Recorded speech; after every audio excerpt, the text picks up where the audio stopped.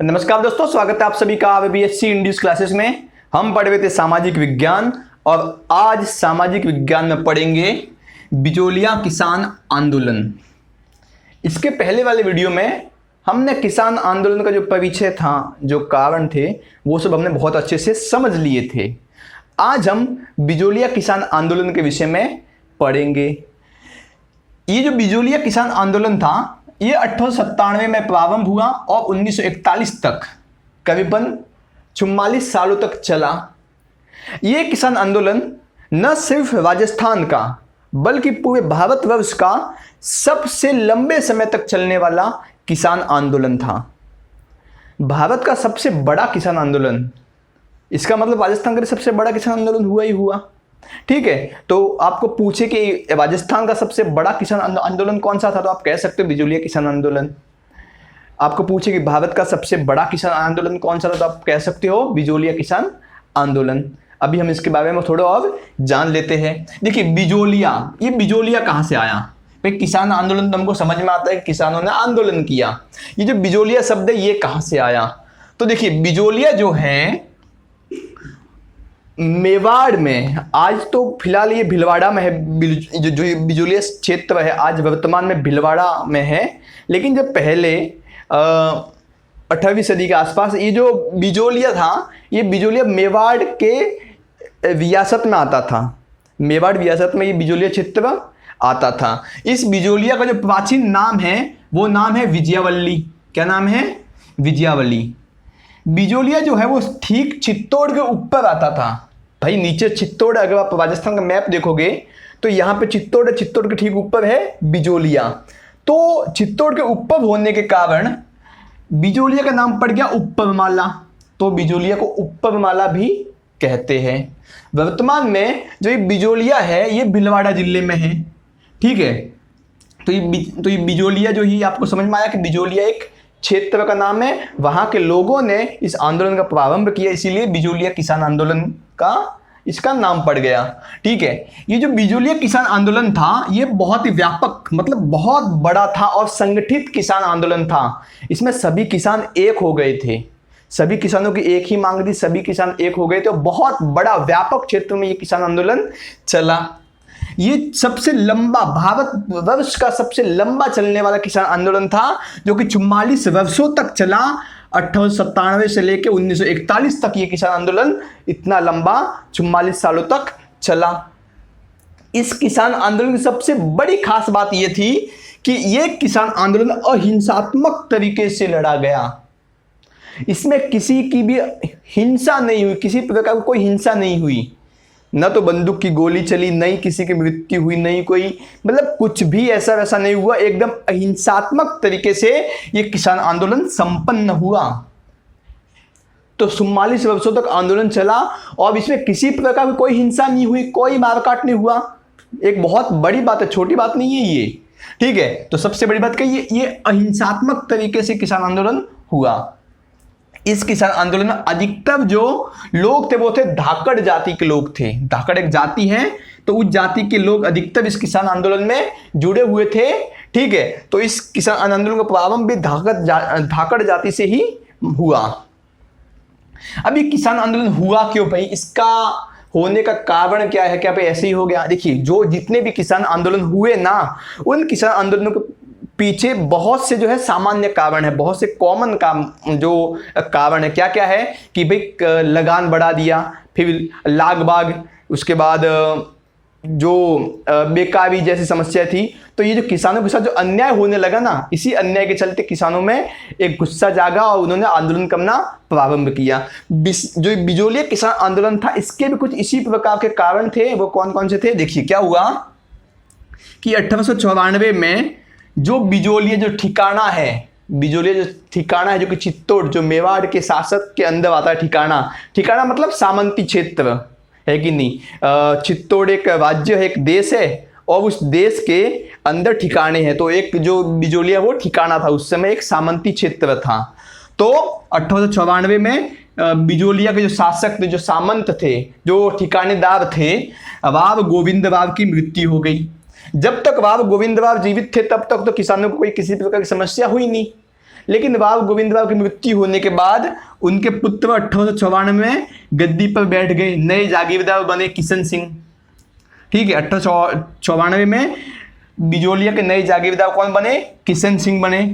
किशन सिंह जागीरदार बनते ही मानो पता नहीं क्या सोचा उन्होंने, और किसानों पे जो है टैक्स पे टैक्स, लगान पर लगान लगाना प्रारंभ कर दिया। और उन्होंने 84 प्रकार के लागबाग लगाए। लागबाग क्या होता है? देखिए, एक तो होता है लगान, एक तो होता है लगान। देखिए, एक तो होता है लगान, लगान मतलब टैक्स, इसको या कर भी कह लीजिए। ठीक है, दूसरा आया लागबाग। लागबाग क्या होता है? देखिए, लाग और बाग मतलब कि जब भी मन पड़ता इनको जाके जो है अपना हिस्सा ले लेते थे। ये लागबाग ऐसी प्रथा थी कि भी आपको टैक्स तो देना ही देना है, लेकिन जब भी हमारी इच्छा होगी, हमें जितना हिस्सा चाहिए होगा उतना हिस्सा आपको देना पड़ेगा। तो ये भी एक लागबाग प्रथा थी कि भाई टैक्स के साथ साथ लागबाग मतलब जब भी हमें लगा उतना आपको बाग देना पड़ेगा, मतलब हिस्सा आपको देना पड़ेगा। तो 84 प्रकार के लागबाग लगा दिए। इसके बाद जो किसानों के जो उगाते थे, जो पैदाइश होती थी, किसानों की जो पैदावार होती थी, उनमें 87% हिस्सा तो ये ठिकानेदार लेके जाते थे। मतलब भाई किसानों ने मेहनत की इतनी सारी, उसमें से 87% हिस्सा तो ये जो है ये सामंत है ये लेके जा रहे हैं। किसानों के पास कितना बचता है भाई? पीछे 13% किसानों के पीछे बचता है। इतने में क्या हो गया? किसान मेहनत करे पूरे साल भर और उसमें से आधे से भी बहुत ज्यादा इनको दे दे। क्या किसान इनके लिए कमा रहा है कि नहीं? तो 87% जो भाग है वो किसानों को जाने लगा। और इसके अलावा जो बेगावी थी वो तो चल ही रही थी। बेगावी मतलब किसानों को जब मन किया तब बुलाया, उनसे काम करवाया, कोई पैसा वैसा कुछ भी नहीं दिया। बेगाव में मतलब बिना किसी उनके मूल्य चुकाए किसानों से लगातार, मजदूरों से लगातार काम करवाते जाना। आज भी आपने देखा होगा, हम काम करते लास्ट में जाकर क्या मिलता है? थैंक यू, है कि नहीं? तो बेगावी प्रथा तो वो ये भी बहुत ज्यादा होने लगी। तो इन सब से किसान जो है बहुत परेशान हो गए और किसान जो है आपस में बात करने लगे, देखिए क्या क्या हो रहा है वगैरह वगैरह, ऐसा इतना सारा जो अत्याचार हो रहा है। जब तक तो भाई गोविंद जी थे तब तक सब अच्छा था, लेकिन किशन सिंह जी आने के साथ साथ भी ये सब कुछ जो हमें झेलना पड़ रहा है। किसान बहुत ज्यादा परेशान हो गई, भाई करे तो करे क्या, सोचने लग गए। भाई सोच रहे 1-2 साल तक सोच ही रहे हैं, कुछ साथ में कुछ किसान इकट्ठा हुए नहीं, कुछ ज्यादा एक्शन लिया नहीं। लेकिन भाई सही समय पर सही काम होता ही होता है। हर काम के लिए एक सही समय होता है और वो सही समय जो है आता ही आता है। इसके लिए भी सही समय आ गया। बिजोलिया किसान आंदोलन को हमने 3 चरणों में बांटा हुआ है। पहला चरण, दूसरा चरण, तीसरा चरण, ताकि आपको समझने में आसानी हो। और ये 3 चरणों में किसान आंदोलन जो है बटा हुआ है, किंतु आपकी बुक में एक ही तरफ से दे दिया है, निपटा दिया है काम। लेकिन मैंने इसको 3 भागों में 3 चरणों में अच्छे से बांटा ताकि आपको समझने में आसानी हो। प्रथम चरण जो कि 1897 से लेकर 1916 के बीच में चला, प्रथम चरण। ठीक है, अभी देखिए अभी है आंदोलन की प्रारंभ हो रही है। ठीक है, जो आंदोलन की जो भूमिका है वो जो आंदोलन की जो भूमिका थी वो तो यहाँ पे लिख ही दी गई भाई, लिख दी गई आंदोलन की भूमिका। तो यहाँ पे जो किसानों के साथ अत्याचार हो रहे थे, भूमिका तो लिखना का प्रारंभ हो ही गया था। अभी यहाँ पे किसान क्या करते, देखिए 1897 में 97 में गिरधुरापुरा गांव में, जो गिरधुरापुरा स्थान था, गांव था, वहां पर गंगाराम धाकड़ के पिताजी की मृत्यु हो गई। गंगाराम धाकड़ जी के पिता की मृत्यु होने के बाद एक प्रथा होती है हमारे पे मृत्यु भोज, है कि नहीं, जिसको बहुत से जगह पे कांड भी कहते हैं वगैरह। तो मृत्यु भोज जो होता है वो होने लगा। तो उस मृत्यु भोज में बहुत सारे जो गांव के लोग हैं सब इकट्ठा हुए मृत्यु भोज करने के लिए। और जब बहुत सारे लोग इकट्ठा होते हैं तो सीधी सी बात है, जो बात होती है कहीं ना कहीं की वो निकल के तो आ ही जाती है।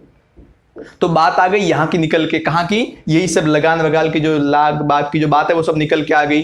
लोग बात करने लगे कि हम पे कितना अत्याचार हो रहा है, जो कमा है वो तो सब इनको ही देना पड़ रहा है। तो जो सारी बात है वो यहाँ पे ही होने लगी। अभी जब बात हुई तो भाई लोगों ने कहा क्यों नहीं इसके खिलाफ एक्शन लिया जाए, भाई इसके खिलाफ आवाज उठाई जाए, अत्याचार हो रहा है, आवाज उठानी चाहिए ना। तो भाई ये सब निर्णय तो हुआ उस मृत्यु भोज में, है कि नहीं। निर्णय होने के बाद इसके बाद एक फैसला निकला कि भाई नानजी पटेल और ठाकरी पटेल ये दोनों मिलके जाएंगे मेवाड़ के महाराणा के पास। मेवाड़ के महाराणा के पास जाके बात करेंगे और किशन सिंह की क्या करेंगे, शिकायत करेंगे। तो ऐसा ही हुआ। दूसरे दिन नानाजी पटेल और ठाकुर पटेल चले गए मेवाड़ के महाराणा के पास और जाके उनको सारी बात बताई कि देखिए कैसे कैसे हमारे साथ अत्याचार हो रहे हैं, किशन सिंह जी किस प्रकार से हमसे लाग बाग वसूल रहे, बेकारी कर रहे हैं, कितने प्रकार के कर लगा दिए हैं, लगान लगा दिए हैं, भूराजस्व लगा दिए, जो भी बोलो है कि नहीं, तो किस प्रकार से हमारे साथ अत्याचार हो रहे हैं। तो मेवाड़ के महाराणा ने सारी बात सुनी और इसकी जांच पड़ताल करने के लिए कि भाई ये जो लोग कह रहे सही कह रहे कि गलत कह रहे हैं, इसकी जांच पड़ताल करने के लिए जो वहां के मेवाड़ के जो राजस्व अधिकारी थे हामिद हुसैन को भेज दिया कि जाओ भाई हामिद हुसैन जाके पता लगाओ कि जो लोग बोल रहे हैं ये सही है कि गलत है। हामिद हुसैन चले गए और हामिद हुसैन ने जाके देखा कि ये तो बात तो बिल्कुल ही सही है, एकदम बात ये जो किसान बिल्कुल बात सही बोल रहे हैं, सही में किशन सिंह ने बहुत अत्याचार किए ही किए हैं। आके सारी बात बताई, सारी जो रिपोर्ट थी वो सौंप दी मेवाड़ के महाराजा को। मेवाड़ के महाराजा ने उस रिपोर्ट पर, उनकी बात पर, उन सिफारिश पर ज़्यादा ध्यान दिया नहीं और उसको इग्नोर किया, जाने दिया, नज़रअंदाज किया। जब ये बात पता चली किशन सिंह को, तो किशन सिंह ने सोचा कि भाई अब तो जो मेवाड़ के महाराजा है वो भी कुछ कह नहीं रहे है कि नहीं। तो किशन सिंह को और ज़्यादा जो है हौसला बढ़ गया तो और ज़्यादा जो है अन्याय करने लग गया। यहाँ पे आपके मन में एक सवाल हो सकता है कि मेवाड़ के महाराणा ने कुछ एक्शन क्यों नहीं ली, कुछ क्यों नहीं कहा। देखिए उस समय अंग्रेजों का शासन आ चुका था और अंग्रेजी शासनकाल में जितने भी महाराजा थे वो सब अंग्रेजों के अधीन हो गए थे। अंग्रेजों ने सभी महाराजाओं से संधि कर ली थी कि भाई हम आपको सुरक्षा देंगे, सब कुछ देंगे आपको, जो है आपका राज्य लेकिन हम चलाएंगे, सुरक्षा हम देंगे आपको, जो कुछ चाहिए सब हम देंगे, लेकिन आपका राज्य हम चलाएंगे, आप हमारे बीच में दखल मत देना। तो इसीलिए जो राज्य था वो अंग्रेज चला रहे थे, लेकिन नाम के लिए जो है ये महाराणा बने हुए थे। इसीलिए इन्होंने कुछ ज़्यादा एक्शन लेने से बचे और इनको क्या भाई जाने दो भाई, मुझे तो सब मिल रहा है, कुछ है नहीं, है कि नहीं। तो ऐसा ही हुआ और राव किशन सिंह को जब पता चला कि नानाजी पटेल, ठाकुर पटेल उनकी शिकायत की, तो इन पे और ज़्यादा इनको सजा दी गई, इन पे और ज़्यादा अत्याचार किए गए। ठीक है, अभी क्या हुआ कि इन पे किशन सिंह ने और ज़्यादा जो है टैक्स लगाना स्टार्ट किया, और ज़्यादा जो है इन पे अत्याचार करना स्टार्ट किया। तो 1899 में और 1900 में लगातार 2 सालों तक, 1899 से लेकर 1900 तक लगातार 2 सालों तक भाई साहब बिजोलिया में, पूरे राजस्थान में बहुत बड़ा अकाल पड़ा, भयंकर अकाल पड़ा, पानी की बूंद तक नहीं गिरी, भयंकर अकाल। जब अकाल पड़ा खेती तो होगी ही नहीं, खेती होगी नहीं तो टैक्स देंगे क्या भाई, है कि नहीं। जब खेती ही नहीं होगी तो देंगे क्या, सही कि नहीं भाई। जब खेती ही नहीं की तो सामंत को क्या देंगे, कुछ नहीं देंगे। तो यहां पे किसानों ने 2 सालों तक कुछ भी नहीं किया, न तो उगाया नहीं दिया। उसी बीच में 1903 आते आते 1903 में जो ये जागीरदार थे किशन सिंह, उसने 5 रुपए का चरवी कर लगा दिया। चरवी कर भी क्या होता है, वो भी 5 रुपए का लगाया। देखिए क्या होता है ना कि पहली बात चरवी क्या होती है, छबड़ी क्या होती है। छबड़ी मतलब जहां पे लड़की कन्या की शादी होती है, लड़की की शादी होती है, तो उस लड़की के घर में छबड़ी बांधी जाती है। दूल्हा आता है, दुल्हन के घर पे छबड़ी बंधी हुई है, वहां पे फेरे खाता है, दुल्हन को लेके जाता है। तो छबड़ी कहाँ बनती है, लड़की के घर में छबड़ी बनती है।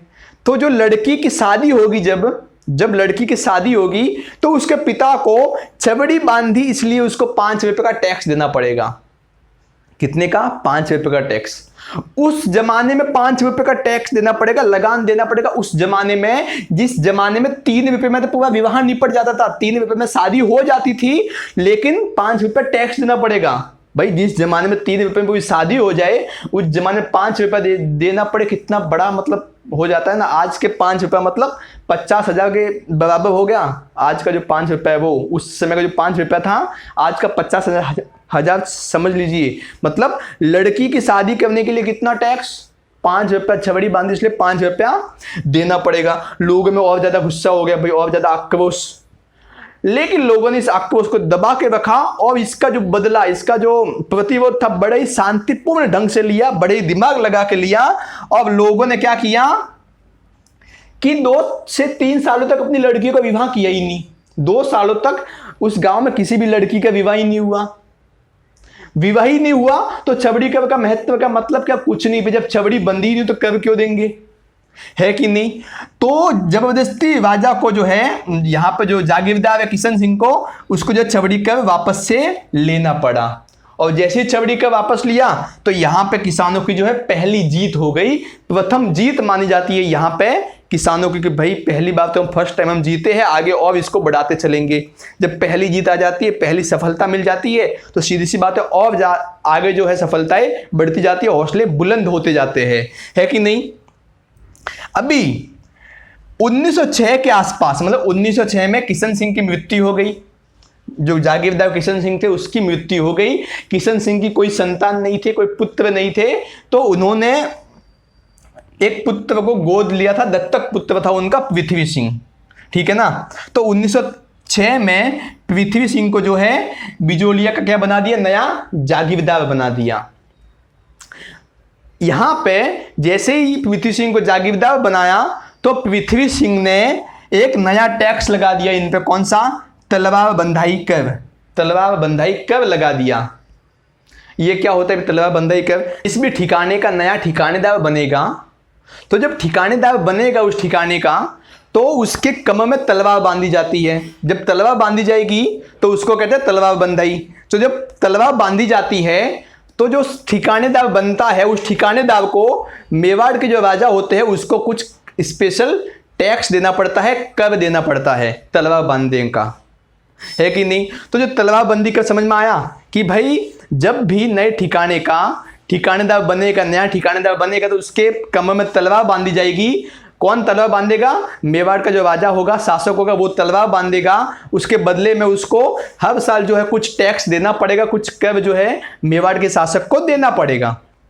यही नियम यहाँ पे अप्लाई हुआ कि जब पृथ्वी सिंह नए नए जागीरदार बने, नए नए ठिकानेदार बने, तो मेवाड़ के शासक ने पृथ्वी सिंह की कमर में तलवार बांधी और उन पर तलवार बंदी कर लगाया। अभी पृथ्वी सिंह कहाँ से लाए तलवार बंदी कर? भाई तलवार बंदी कर कहाँ से लाए पृथ्वी सिंह? तो पृथ्वी सिंह ने क्या किया कि जो तलवार बंदी कर था वो भी जनता पर थोप दिया कि भाई अब जनता देगी तलवार बंदी कर, मैं तो नहीं दूंगा। कौन देगी? जनता देगी। भाई जनता से मांगे तलवार मैंने बांधी है, टैक्स तुम दो, जनता से कह दिया।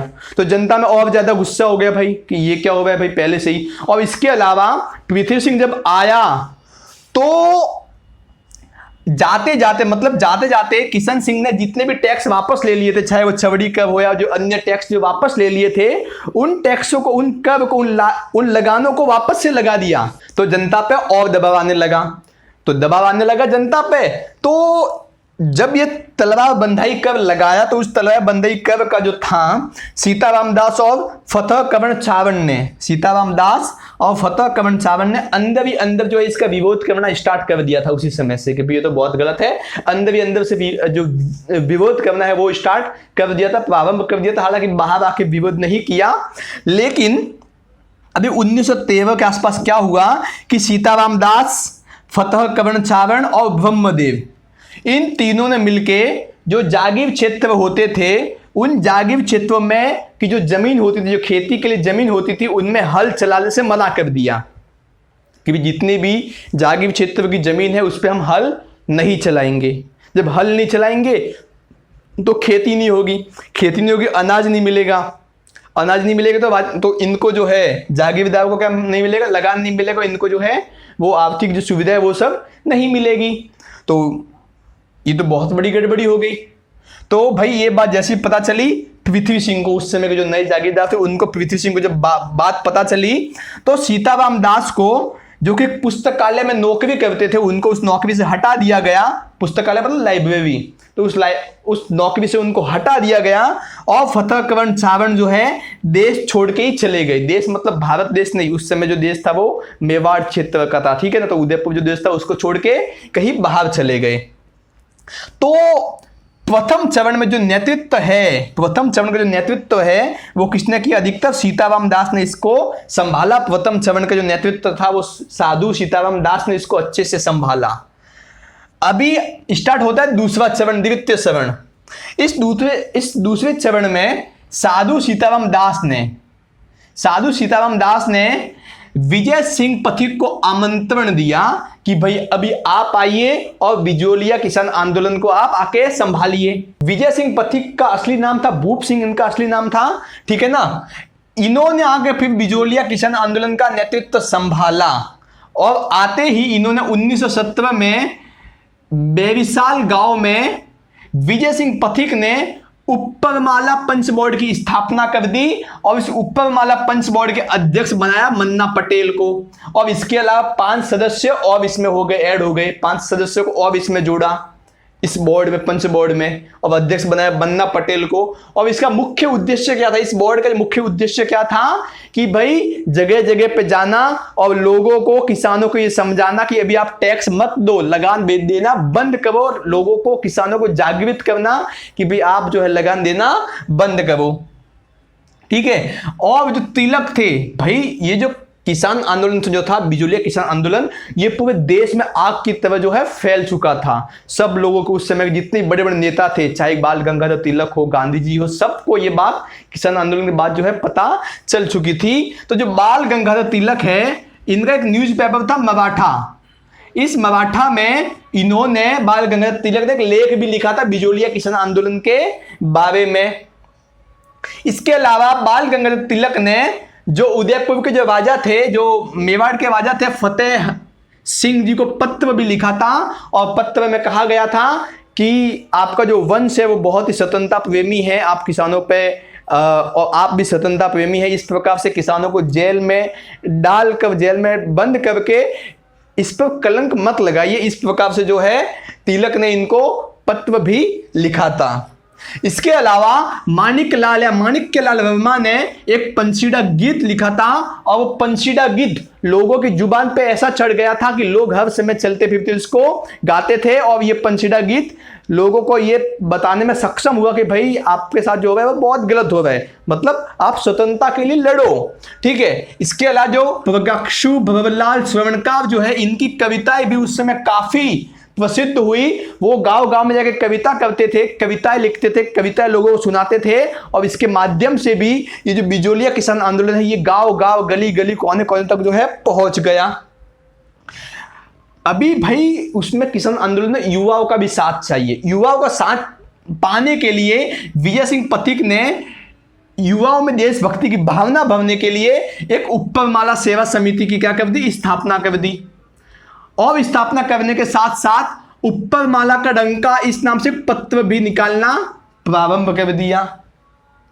इसके साथ साथ विजय सिंह पथिक ने पूरे बिजोलिया किसान आंदोलन जितने भी लोग थे उनकी तरफ से कानपुर में एक अखबार निकलता था प्रताप नाम से, एक छापा निकलता था, अखबार निकलता था प्रताप नाम से, जिसके संपादक जो थे वो थे गणेश शंकर विद्यार्थी। जिसके जो संपादक कह लीजिए, एडिटर कह लीजिए, वो थे गणेश शंकर विद्यार्थी। तो विजय सिंह पथिक ने बिजोलिया आंदोलन के जितने लोग थे उनकी तरफ से गणेश शंकर विद्यार्थी को एक चांदी की राखी भेजी। किसकी? चांदी की राखी भेजी। और उनसे निवेदन किया कि इस आंदोलन के बारे में, इस किसान आंदोलन के बारे में अधिक से अधिक लोगों को बताइए, इसको देश भर में फैलाइए। और गणेश शंकर विद्यार्थी ने उस राखी को स्वीकार किया कि देखिए राखी का बहन ही भाई को राखी भेजती है भाई बनने के लिए, मतलब बहन जो होती है भाई को राखी भेजती है। तो भाई विजय सिंह पथिक ने इनको राखी भेजी, गणेश शंकर विद्यार्थी को राखी भेजी। क्यों भेजी? कि आप हमारे भाई बन जाइए, हमारे साथ जुड़ जाइए और इस आंदोलन को आगे बढ़ाने में हमारे साथ सहायता कीजिए। तो अभी गणेश शंकर विद्यार्थी ने ये राखी जो स्वीकार कर ली और इस आंदोलन के बारे में अपने अखबार प्रताप में जो है छापने लगे, लिखने लगे, जिससे जो ये इस आंदोलन को देश भर में जो है पहचान मिल गई। अभी देश भर में ये आंदोलन फैल चुका था आग की तरह। तो सीधी सी बात है जो है भाई, उदयपुर के जो शासक थे, जो राजा थे, उनको भी थोड़ी बहुत टेंशन तो होने लगी। तो जब टेंशन होने लगी तो जो उदयपुर राज्य सरकार ने क्या किया कि अप्रैल 1919 में मांडलगढ़ के जो हाकिम बिंदुलाल भट्टाचार्य है, उनकी अध्यक्षता में एक आयोग की स्थापना की और उस आयोग का क्या काम था कि जाके किसानों से बात करना, उनको समझाना, उनकी क्या क्या समस्या है उनको सुनना। तो इस आयोग ने किसानों से जाके बात की, किसानों की समस्याओं को सुनी और लास्ट में जाके एक रिपोर्ट बनाई और उस रिपोर्ट को उदयपुर की सरकार को दी। उस रिपोर्ट में जो आयोग की जो रिपोर्ट थी उसमें किसानों के पक्ष में सिफारिश की गई थी कि भी किसानों के साथ वास्तव में बहुत अन्याय हो रहा है, इनकी बातों को सुना जाए, इनके ये जो टैक्स ये सब हटा दिया जाए। लेकिन उदयपुर राज्य सरकार ने इसको नजरअंदाज किया और इसको कुछ ज्यादा ध्यान नहीं दिया।